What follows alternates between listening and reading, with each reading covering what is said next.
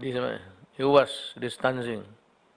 Pagka ganon, kayo, pag maganda, bahala ka na dyan.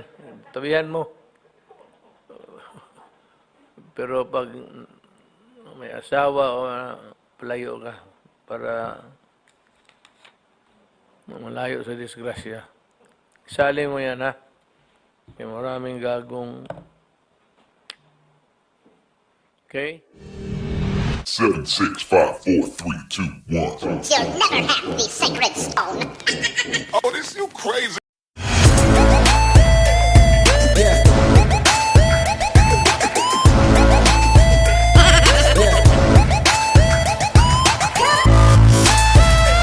Yung mga taong po pwedeng magtipon-tipon hanggang 50% lamang po. Salamat po. I'd like to call Secretary Duque of the Department of Health. Magandang gabi po, Mr. President and Ginoong Senator Bongo at ang aking po mga kasama sa kabinete. Ang aking po i-report ngayon ay ang updates on COVID-19. As of August 31, may nadagdag na mahigit 3,000 kaso or 3,446 new cases. Sa nadagdag, next slide please, sa nadagdag na 3,446 cases, 2,965 ay fresh cases at 481 ay late cases. Kung titignan po ang mga naitalang daily cases, sir, lagpas pa rin siya sa median at 75 percentile lines na nangangahulugan. Mataas pa rin ang ating daily cases per day at kinakailangan pang paigtingin ang ating mga preventive measures upang mapigilan ang patuloy na pagtaas ng mga kaso. Subalit, aming pong napansin na meron pong pagbaba ng kaso mula nung tayo ay bumalik sa modified enhanced community quarantine. At dito po, we have breached the 7-day doubling time at andun po tayo sa mga 12 to 13 days doubling time. Nagpapasalamat din po tayo sa ating po mga doktor, mga nurses, ang ating po mga healthcare workers dahil po sa kanilang matapat na paninilbihan ay gumanda po ang kanilang pagkalinga at paggamot ng ating pong mga severe and critical cases. Kanya naman po ay we have managed to keep our death rates at a relatively low level. Makakaasa po ang ating healthcare workers na ating binabantayan ng kanilang health and safety at maraming salamat po Mr. President dahil yung pong kanilang allowance, yung pong kanilang health life insurance, accommodation, transportation ay ito po yung inyong iniutos at nakasama na po ito sa Bayanihan Act 2 at pati po yung pagbibigay ng 15,000 piso para doon po sa mga may mild cases. Sa larangan naman po ng human resource, next slide. As of August 30, 2020, nakapag-deploy tayo ng 21,934 health personnel for COVID-19 response. Priority health facilities na nangangailangan ng mga health personnel for COVID-19 response ay nabigyan ng 378 post-residency deployed physicians, 1,396 redeployed nurses under the DOH HRH deployment program at 7,388 health personnel hired through emergency process. Yung pong aking mga susunod na report ay aking pong ipapasa with your permission, Mr. President, kay for the community quarantine. Mayor, ang recommendation po ng inyong IATF ay ipasailalim sa modified ECQ ang syudad ng Iligan. Recommendation din po nila na ipasailalim sa General Community Quarantine ang National Capital Region, ang probinsya ng Bulacan, ang probinsya ng Batangas, ang City of Tacloban at ang City of Bacolod. Ang iba pa pong parte ng Pilipinas, ang rekomendasyon po ay ipasailalim sa modified GCQ.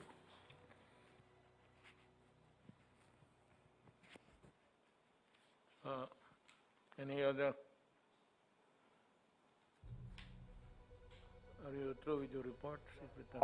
We're done, Mr. President. Thank you, sir. Who's next? Secretary Luis. Sir, to support the report of our Secretary of DOH, we have remaining focus areas na tinitingnan po natin, mahal na Presidente. Ito po yung NCR with 17 LGUs, yung Calabarzon kasama po ang Cavite, Laguna, Rizal, and Batangas, yung Central Luzon na kasama po ang Bulacan, Pampanga, Bataan, Zambales. Sa Zambales po meron pong nag po sa Masinloc, pero kayang-kaya po ni Governor Abdani po at nag-usap na po kami. Sa Western Visayas, sa Iloilo City, Iloilo Negros, at Bacolod. Sa Bacolod po, sir, tinulungan po natin yung city mayor doon, si Mayor Bing. Nagpadala po tayo ng through the BioCare, nagpadala po tayo ng 400 na remdesivir at saka meron po tayong 2,000 na PPE. And then nagpa-deploy din po tayo ng 5 high-flow nasal cannula. Dahil po kailangan po nila dahil kasi may mga severe cases po doon. So natuwa na po si Mayor Bing dahil mabilis po yung ating kasi po nag-usap po kami ng Secretary po ng SPG na mapabilis po yung transport at nagpapasalamat po kami kay Secretary Del na napadala po kaagad yung kailangan po ng mga gamot para po doon sa critical doon sa Bacolod City. Mahal na Pangulo, pumunta rin po ako sa Northern Luzon. Binisita ko rin po yung Northern Mindanao, yung Cagayan de Oro. Tumaas po yung kaso ng Iligan City at nagpapasalamat din po ako kay Mayor po na Oka Moreno na tinutulungan niya po yung Iligan. So yun po ang ginagawa po natin, pinag-ano po natin yung ating mga mayors, lalo na dito sa NCR, nagtutulungan din po sila. So yun po ang ginagawa po natin. Then tumawag rin po si Mayor Beng Climaco, nag-text po siya, kailangan niya po ng test kit, so magpapadala rin po tayo dahil kasi tumataas din po yung kaso niya because of the LSI at saka po yung mga importations at saka may mga local transmission na po siya doon. And then marami po tayong i-construct, sir, na ang natin, ang target po natin, expand po natin ang capacity natin sa ating mga hospitals. Now, more or less 1,000 po na additional beds. So may expansion po tayong ginagawa sa PGH. Meron po tayong expansion sa Rizal Hospital. Meron din po tayo sa Quezon Institute at sa iba pang mga hospital dito sa Metro Manila na more or less 1,000 na beds po ang yan po natin doon. Kasi pagka nagplano po tayo magbuluwag sa ekonomiya, kailangan po talaga palakasin po natin ang treatment facility po natin, especially po yung ICU at ating mga ER. At the same time, palakasin din po natin yung treatment capacity po lalo na po ng Metro Manila at saka yung mga centers na nakikita po natin na pagka nag-open po ay may possibility po na umangat po ang mga severe cases. Sa ngayon po, natutuwa po kami dahil kasi sa pagbisita po namin sa mga ospital, nakita po namin talaga na yung ating mga doktor at saka mga nurses, wala pong tigil ang kanilang pagtatrabaho.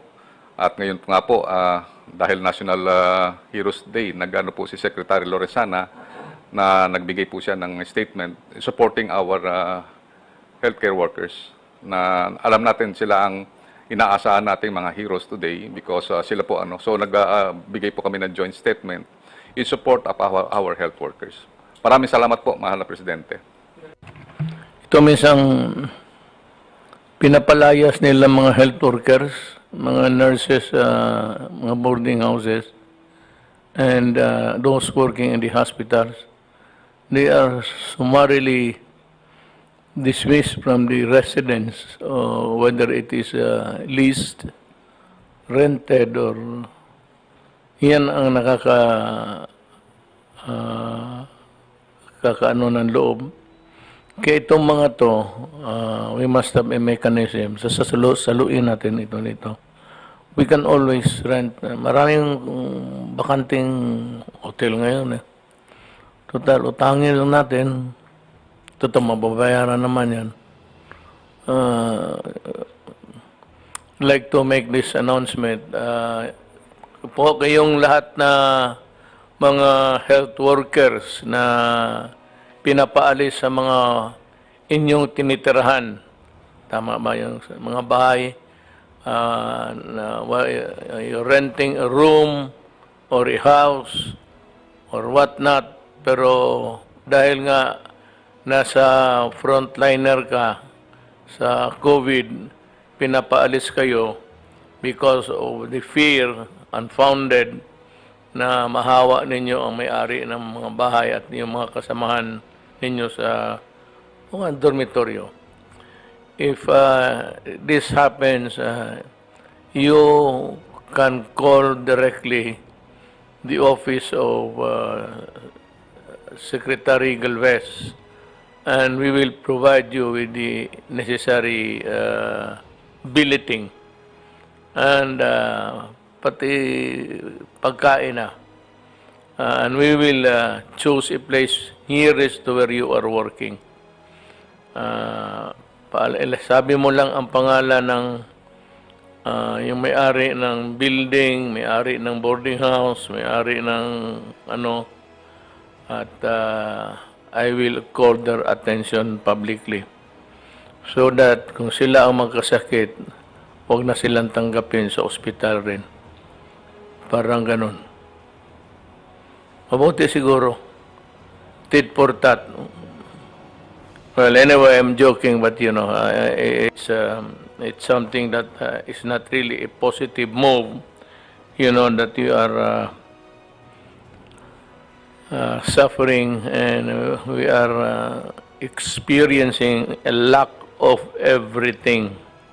We are trying to make up for the deficiencies, and luckily the Philippines was able to at least meet halfway of what was the expectations of the people. Yung sana, maawa naman ako sa mga tao na nagtumutulong tapos pinapaalis. Hindi ho maganda pakinggan.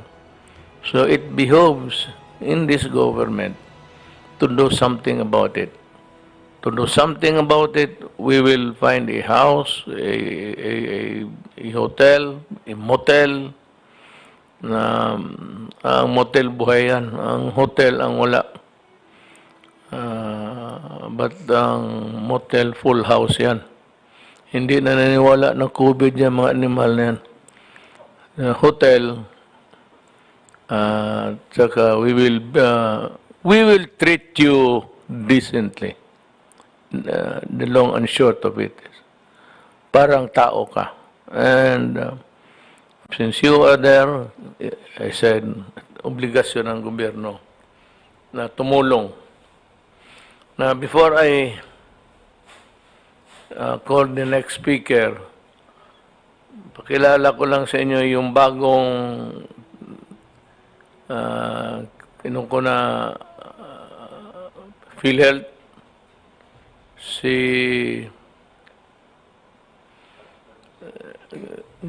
Giran. He was the retired director of the NBI. Si Giran, he is a lawyer and an accountant. So, palagay ko, sabi ko sa kanya, the next 2 years will be devoted to fight against corruption. Maghanap kayo ng makakulong natin para may maiwan tayo sa kulungan ng mga, sabi ko, I'll give you just like the NBI and customs. I called Jagger, si Guerrero dito, commissioner. Sabi ko sa kanya, I want to see a reshuffle of the different regional offices within the next 2 or 3 days. That goes for the NBI, pati Philhealth. Yung mga tao na ayaw tanggalin, bigay mo yung pangalan nila. I will send them a memorandum. I will ask them to report to me dito sa Malacanang. Total, pagkatapos, wala naman ang gamit nito. I will ask them to do a research on how not to serve a government properly. That should be yung thesis na. How not to serve the government properly. You study on that, and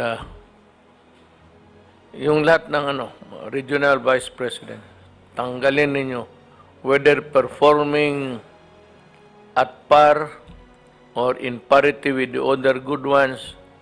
If they are there for so long a time, the element of familiarity always enters the picture. Yan ang mahirap dyan. So, kung matagal na, tanggalin na. Yung ayaw magtanggal, ayaw patanggal, mag-report kayo dito sa opisina. And anyway, the Secretary of Justice is winding up his investigation. I think that he has seen proof enough to come up with an indictment. I hope that this sad episode in our national life, in our journey towards nation building, will be somehow corrected. Wala na bang ibang magsalita? Delphine, then next is tapos we'll reserve the last slot for the incoming health.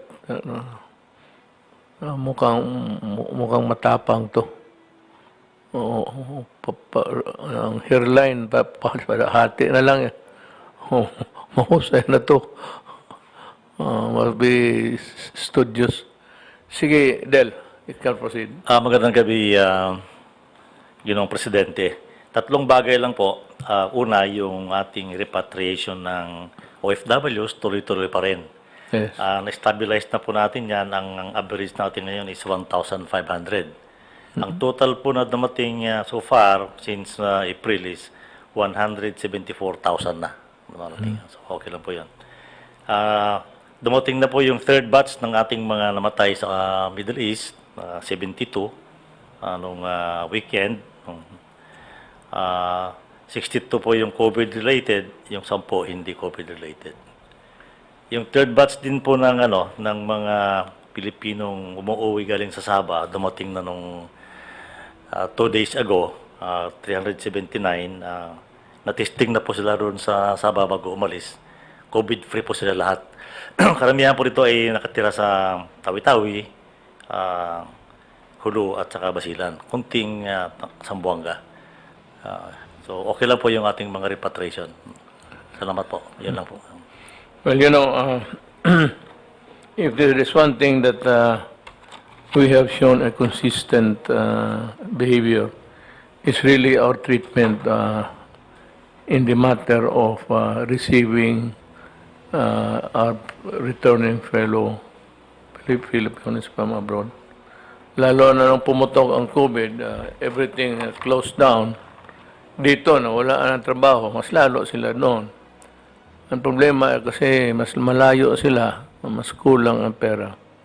Now, we had to intervene, and I am not hindi ako ganito, but I am not prone to just throw away praises, but yung trabaho model was really a good one, and I'd like to thank you for it. Ma'am, Secretary of Education, Secretary Brunes. I would like to brief you, Mr. President, on the recent directives which you issued, wherein you specifically mentioned the Department of Education. But before that, ano ang status ngayon ng enrollment natin? People were saying, especially the left and the opposition, that nobody will enroll because of COVID, and they were calling for academic freeze, kuno. But right now, Mr. President, as of this morning, abot na ng 23.9 million learners ang nag-enroll. Really? Every day may humahabol, no? And regional target natin, sabi namin, kung makuha lang natin 80% of last year's enrollment because of COVID and the downturn in the economy, okay na yan. Yun ang aming commitment sa NEDA. Pero ngayon, it's already 86.8% ang of last year's numbers. Ang public school natin, Mr. President, 97% na of last year's enrollment nakuha natin. I'd also like to report, Mr. President, kasi we are introducing, and thank you for mentioning in your SONA, the approach to learning which we are initiating, yung distance education as well as blended learning. Sabi namin, i-dry run namin, i-simulate namin, kasi ngayon lang ito nangyayari na aside from online platforms, we will be using TV, we're going to use radio, in addition to printed materials. So, umabot na ng 516 schools all over the country, nag-dry run at nakita natin ang mga challenges na ko-correct kaagad. So, ang challenge na remaining, Mr. President, are the learners from the private sector. Kasi 43% pa lang ang mga learners from the private sector ang nakabalik. But we believe that with the opening of the economy, makakuha na uli ng trabaho ang mga parents, ang OFWs, may trabaho na sila. Kasi karamihang OFWs usually send their children to private schools, small or big private schools. At saka yung alternative learning, yung mga nagtatrabaho, they go to school at night, they go to school on weekends. Dahil wala silang trabaho, siyempre yun ang hinaharap nila. So, ito ang unti-unti na ngayong dumadami.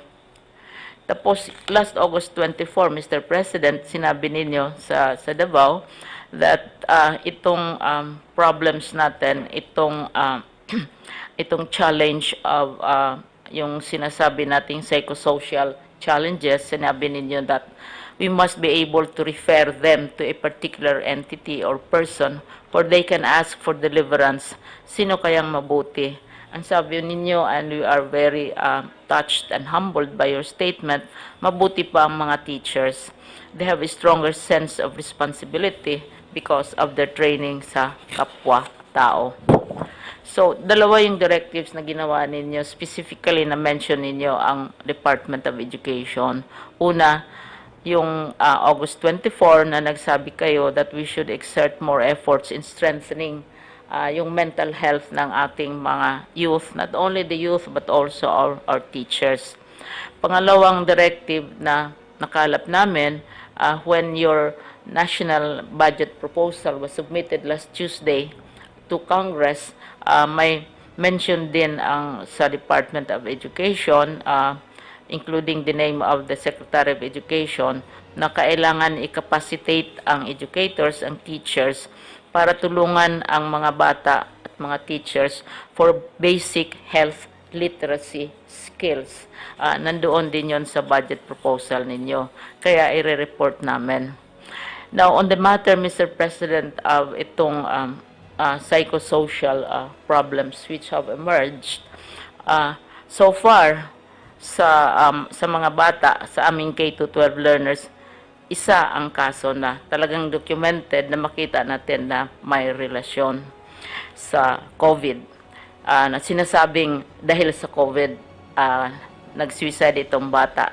Pero paniwala namin, Mr. President, na ang malaking challenge ngayon sa psychosocial conditions ng ating mga tao sa gobyerno, mga bata, mga teachers, yung general mental health issues. Yung anxiety, Mr. President, hindi naman nagsisisuicide ang mga tao araw-araw, pero yung anxiety, yung takot, at saka yung fears, lumalabas ko minsan yung mga behavior na usually not typical of Filipinos, na nangangaway, mga relationships na sisira, mga bata, lumalaban sa mga parents, and so on.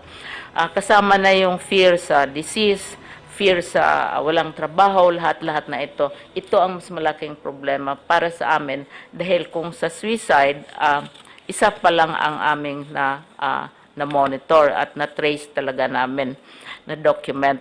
So yung tinatawag natin, Mr. President, na mental resilience ang kailangan, ang challenge. Ngayon, nag-initiate kami, may program kami na mental health and psychosocial support services. Talagang right from the beginning, mayroon na kaming programang ganito, Mr. President, na kailangan i-increase ang physical, ang mental health, resilience ng ating mga learners, ng ating mga teachers, parents, and citizens. Lahat natatakot, lahat anxious, at saka lumalabas yung mga kuminsan hindi magagandang mga behavior. Yung dahil sa order ninyo, sa inyong directive last August 24, nasi-strengthen yung efforts namin. So, nag-partner kami with the Psychological Association of the Philippines. Dahil ang problema nito, Mr. President, hindi lamang sa learners, sa teachers din, sa staff, sa regional directors. Kanina nga sinabi ko kanina sa aming press conference na sinasabi natin we are celebrating national heroes. But I would nominate the person in government as a hero. Ang tao sa gobyerno, trabaho ng trabaho, kinakantyawan, inaaway, binabastos, ina-accuse of corruption, pero sige pa rin ang sige. At walang nagagawa ang isang tao sa gobyerno na nagbigay ng katuwaan naman sa mga sa ilang mga sektor. Parang wala kang magagawa to make people satisfied. And it takes heroism to continue serving under such circumstances na talagang ma-wear down kayo. So, kasama namin ang Save the Children, ang UNICEF, Philippine Academy of Occupational Therapists, Humanity and Inclusion, and the Northfield Foundation of the Philippines. So, insofar as yung sinasabi naming psychosocial issues are concerned, July pa kami nag-umpisa. Araw-araw we have programs kasi wala pa namang klase, naghahanda pa naman kami para sa opening ng classes. In the meantime, yung psychosocial aspects, upskilling. Dati, Mr. President, may guidance counselor. Pero ang guidance counselor para lang sa learners. Pero ang teacher kailangan din. Ang regional director kailangan din. Ang undersecretary kailangan din na mabigyan siya ng recognition. Oo, na parang wala silang ginagawa kundi magnakaw, maabuso, they are inefficient, etc. And in the meantime, hindi sila kasama sa listahan ng heroes. Kaya kanina sinabi ko kasama ang government person. Kasi yung pagtitiis na talagang hindi naman siguro makaya ng mga nakaupo lang at saka nagbabantay. No? Ang second directive ninyo, ang una yung sinabi ninyo, yung mental health. No? Ang second na directive ninyo, yung lumabas sa budget proposal ninyo na sinubmit last Tuesday na nag-mandate kayo sa Department of Education na i-enrich ang ating curriculum on health literacy naman, kabuo ang health, no? So, inaano din namin, binabago natin ang ating health education curriculum.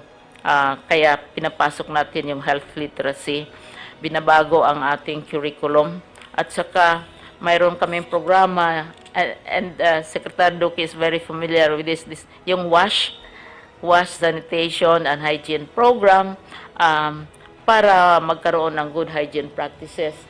Pero this is also connected to nutrition and also wellness habits. Kaya ang Department of Education is also very active in the anti-smoking campaign.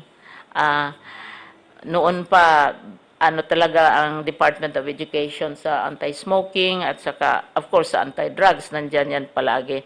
So, yung curriculum binabago namin. At saka, yung school-based feeding program.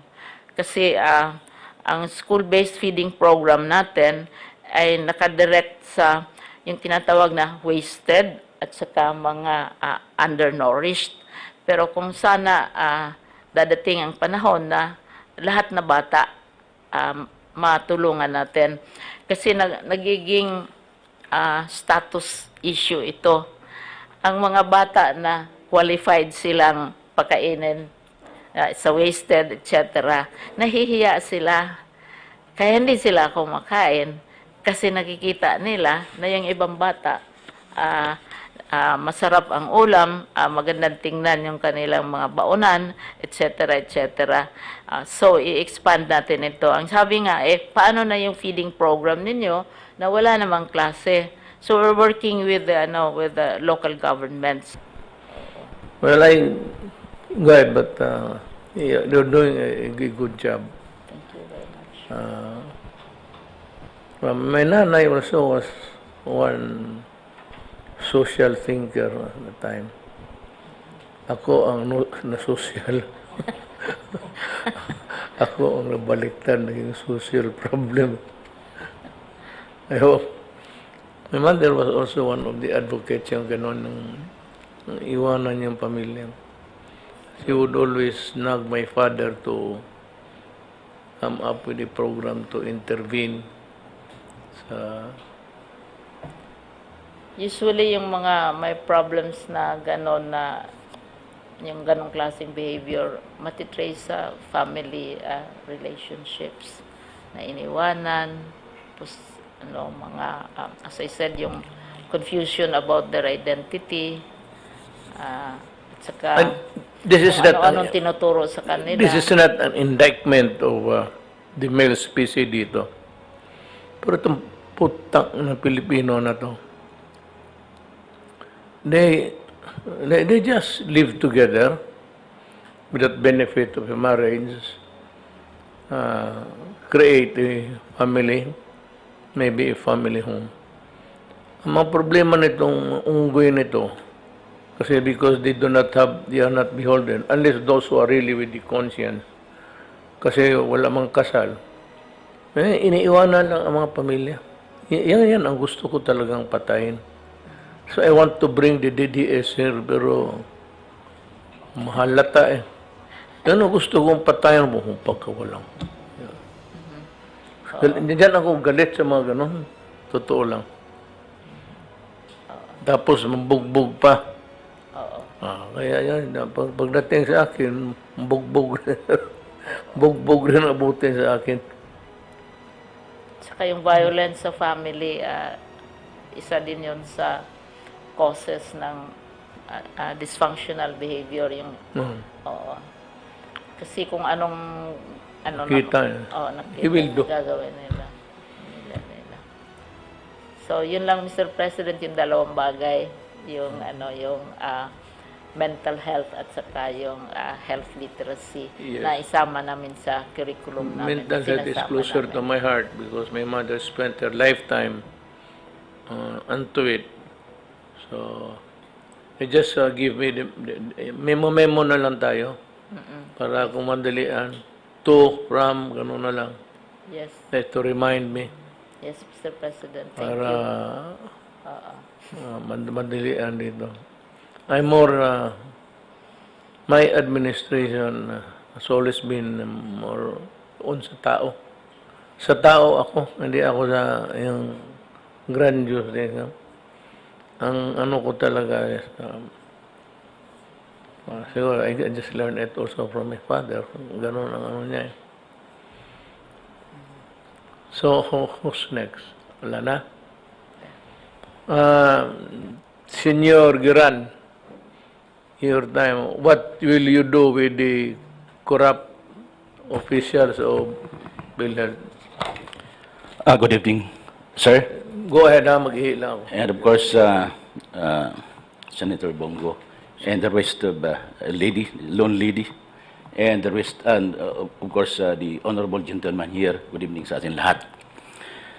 First, I've been hearing about, or rather, I've been listening about hearings conducted by the two chambers in Congress, Senate, and the House of Representatives. I was really aghast about the sorry state of PhilHealth. Corruption here and there. The investigation is not yet over, but Senate has indicated that they will render a report next week, and there will be cases filed. The NBA is also investigating it. They know the gargantuan task of doing the job of the leader of P.Health. But I don't know why they pursue with it. As a matter of fact, I did not apply for the position because I know it's a very tough job. But you know, as just like a good soldier, just like General Galvez and for Secretary of National Defense, I'm also a good soldier. I'm one who would not back from a mission. And this is a mission. I know it's a huge mission. And I am consoled by the fact that this early, there have been supports coming in. First, the gentleman here, he was telling me he will act as a consultant pro bono. And then there is Senator Bongo who told me that he will support me. Sabi niya, Dante Tol, gusto ko ibalik ang pera ng taong bayan sa kanila. At pag may naimbestigahan ka dyan, at saka may mga luko-luko dyan, putulin mo yung kamay nila. Gano'n ang salita ang NBI? Di po, si Senator Bongo po, sir. So, and I have a lot of text messages here supporting me for the position, for the assigned task. And all I have to do is to restore the trust and confidence of our people to PhilHealth. Restoring the trust and confidence of our people to PhilHealth is equivalent to restoring the trust and confidence to our government, to the governance. And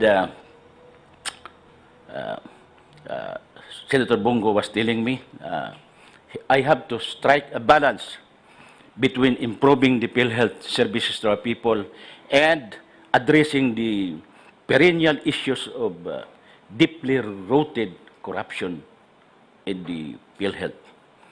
And for this, sir, Mr. President, I would say for another, thank you very much for giving me the privilege to serve our people. This is a privilege that is not given, that is not offered to everybody. And this is an honor for me. Not only for me, but the name of my parents already. Tante, And kinuha kita, I called the three of you. Yung NBI na papalit sa iyo, pati si Jagger. Si Jagger kasi, total pag-usapan lang naman din. There were times that he relied more on people that were already old hands there. Napasok siya sa bulsa. Sinabi ko sa kanya straight, drug is still flowing inside the country sa customs. Sabi ko, gusto ko sana sabihin kanina na, di ba nakingi may isa ng baril? We got approved the purchase of firearms and until now, wala ka napatay na isa. So, sabi ko sa kanya, shape up. It is when you are new, you are a babe in the forest, and you begin to rely on people with whisper that, sir, tutulungan ka namin dito. And when they gain your confidence, you become to rely on what they say until you believe that they are doing the right thing. Kaya sabi ko sa kanya, Ritso, ang droga pumapasok pa rin. Gusto ko pumatay ka dyan ng total bakapan kita, hindi ka makulong. Basta droga, barile, patayin mo. Yan ang usapan eh. Bagay, ikaw wala ka na. Yung si Pamalitsid, si Distor, okay yan? Is doing Okay ah. right, sir. Hindi corrupt. Ay, hindi po, sir. Yan lang. Go after corruption. Not you being the corrupt, the culprit. Tulungan ninyo ako. Kawawa ang bayan.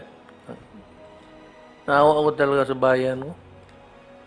Believe me, my heart bleeds for my country.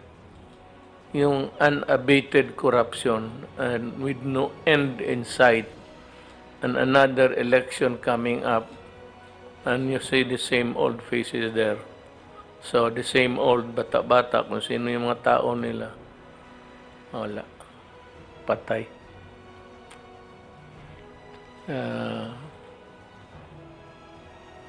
Sabi ko nga yung revolutionary government should not be discussed in Sobrosa. It should be discussed publicly, including the military. They should be able to say what. If the average, if the troops do not want it, they should say so. Kung mayroon rin silang gustong pagbabago, then let us hear them out. Kasi walang ang corruption, left and right talaga. Paskisan. Kaya ang problema ng PhilHealth, Dante, pagdating ng panahon, after so many years sa actuarial study, there will be the year that wala ka nang maibigay doon sa mga beneficiaries. Kasi naubos na yung reserva because of this corruption. So you must send these guys to prison. Kasi problema yan. The actuarial study shows that there will at some point in time, wala nang maiwan. Kasi ibayad mo yan sa mga beneficiaries eh. Kaya sabihin mo, pagtawag mo, huwag na maraming dala. Sabihin mo, putang ina kayo, magtrabaho kayo, letse kayo. Sabi mo ni Mayor, yayariin. Gusto niya, yariin ko kayo. Pati yung diskumpiyado, at ayaw. Bigyan mo nga't pangalan kasi paasahin ko dito. Ulitin ko po, tapos na sabi ni Secretary Roque, pero gusto kong ulitin, Iligan City Modified Enhanced Community Quarantine, ang areas ng NCR, Bulacan, Batangas, Tacloban, Bacolod ay nasa General Community Quarantine. The rest of the Philippines is under Modified General Community Quarantine. Ngayon, dito sa effect ng COVID sa pag-aral ng ating mga anak, kailangan natin na tulungan, lalo na a tertiary education subsidy for dependents of displaced, non-returning, repatriated or deceased OFWs due to COVID-19. The education subsidy will be given to one college-level beneficiary from a qualified OFW enrolled or is intending to enroll in state universities and colleges, local universities and colleges, and CHED recognized private higher education institutions in the school year 2020. Ang tulong po sa edukasyon sa mga anak nito is a one-time grant of 30,000 pesos. The project will be allotted with the amount of 1 billion, which will benefit about 33,000 students from 33 OFW families. This is a project of the Commission on Higher Education, or CHED, and the United Financial Assistance System for Tertiary Education. Administration or UNIFAST in collaboration with the Department of Labor and Employment. Mga details po nito, kunin lang ninyo sa CHED, sa DOL o sa OWA. Ang susi talaga sa paglaban sa COVID is yun, ingat, maskara, hugas, pati iwas, distancing. Pagka ganon, kayo, pag maganda, bahala ka na dyan, tabihan mo. Pero pag may asawa o palayo ka para malayo sa disgrasya, isali mo yan, ha? May maraming gagong. Okay? What's up mga tropa pips?